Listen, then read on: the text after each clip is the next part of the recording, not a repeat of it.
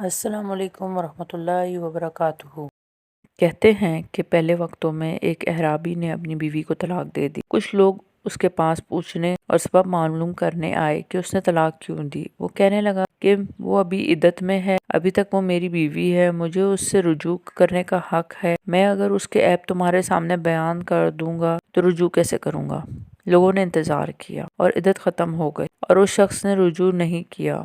لوگ دوبارہ اس کے پاس آئے تو اس نے کہا، اگر میں نے اب اس کے بارے میں کچھ بتایا تو یہ اس کی شخصیت مسخ کرنے کے مترادف ہوگا اور کوئی بھی اس سے شادی نہیں کرے گا۔ لوگوں نے انتظار کیا حتیٰ کہ اس عورت کی دوسری شادی ہو گئی۔ لوگ پھر اس کے پاس آئے اور طلاق کا سبب پوچھنے لگے۔ اس اعرابی نے کہا، اب چونکہ وہ کسی اور کی عزت ہے اور مروت کا تقاضا یہ ہے کہ میں پرائی اور اجنبی عورت کے بارے میں اپنی زبان بند رکھوں۔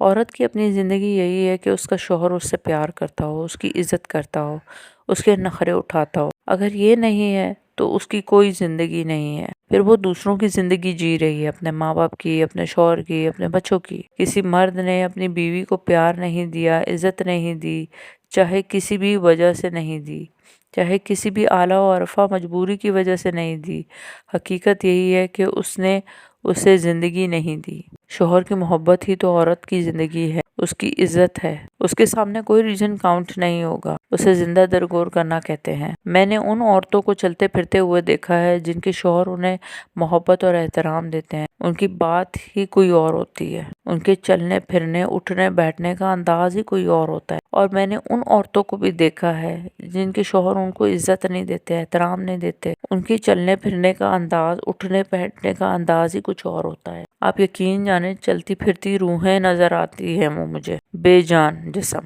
ویسے میں ایک چیز سمجھنے سے قاصر ہوں، اگر آپ اپنے ماں باپ کے سامنے اپنی بیوی کا بولنا پسند نہیں کرتے، نہ کریں۔ آپ اپنے بہن بھائیوں کو اگنور نہیں کر سکتے، نہ کریں۔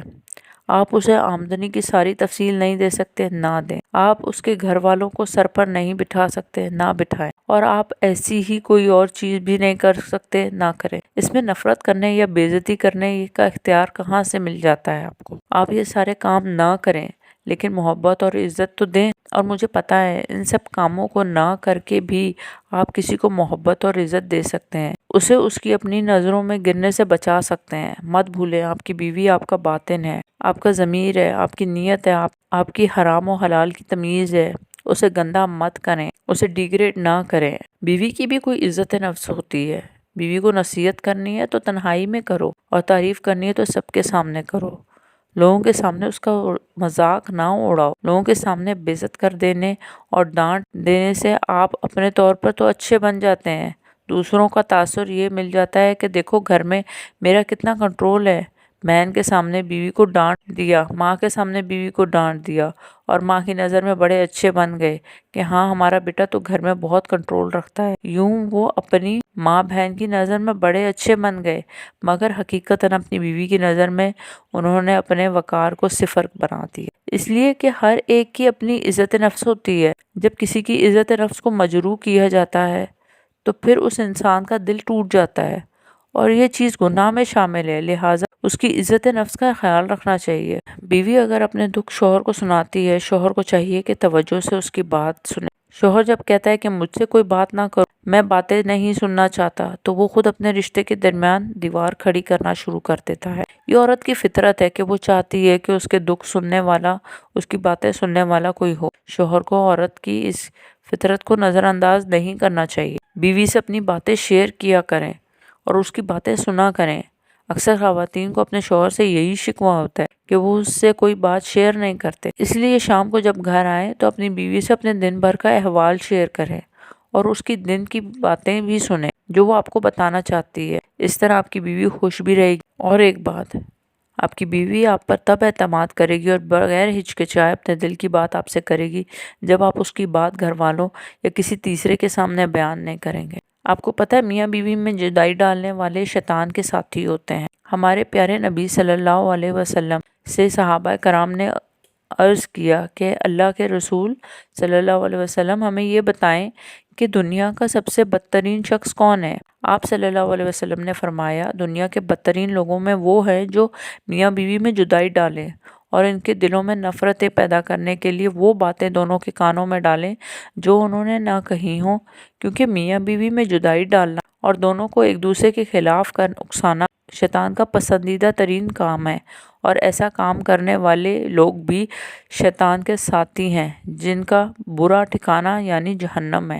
اپنے مسئلے خود سلجھانے کی کوشش کریں، جب یہ تیسرے بیچ میں آ جاتے ہیں تو گھر تباہ ہو جاتے ہیں، کیونکہ کہتے ہیں نا کہ جب بات ایک سے دوسرے سے تیسرے کے پاس پہنچتی ہے تو بگڑ جاتی ہے۔ کیا پتا آپ کی بیوی نے ایسے الفاظ نہ کہے ہوں جو آپ کو سننے میں مل رہے ہوں، کیا پتا آپ کے شوہر نے ایسے الفاظ نہ کہے ہوں آپ کے بارے میں، اور کوئی تیسرا بدگمانی پیدا کر رہا ہے آپ لوگوں کے بیچ میں۔ لہٰذا اپنے مسئلے خود سولو کریں، کسی کی بیٹی کو اتنی ہی تکلیف دو جتنی اپنی بیٹی کے لیے سہ سکو، ورنہ دنیا گول کیوں ہے یہ اللہ تمہیں سمجھا دے گا۔ بہترین شوہر وہ ہے جو معمولی باتوں پر جھگڑے نہیں، بیوی کی ضروریات کا خیال رکھے، احساس اور رحم والا معاملہ کرے، اچھے کاموں میں بیوی کی حوصلہ افزائی کرے، بیوی کو نوکرانی کے بجائے دوست اور ہمسفر سمجھے، اگر کوئی بھی انبن ہو جائے تو صلح کرنے میں پہل کرے اور کبھی کسی تیسرے کو شامل نہ کرے۔